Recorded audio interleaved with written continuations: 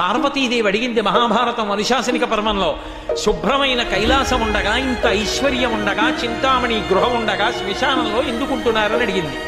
అడిగితే ఆయన చెప్పాడు, పార్వతి బతికున్న నాళ్ళు అన్ని చోట్లకి వెడతారు, ఏమీ తోచట్లేదు, శ్మశానానికి వెళ్ళొద్దామని ఎవరు రారు పార్వతి. నేనంతవాణ్ణంటాడు, పొడుగ్గా ఉన్నానంటాడు, తెల్లగా ఉన్నానంటాడు, పండితుండంటాడు, పద్యాలు నాకు నోటికొచ్చంటాడు, ఉపన్యాసం చెప్పగలనంటాడు, నాకు పాటలొచ్చంటాడు, నేను నాట్యం చేస్తానంటాడు, నేను అధికారినంటాడు, నా దగ్గర డబ్బు ఉందంటాడు.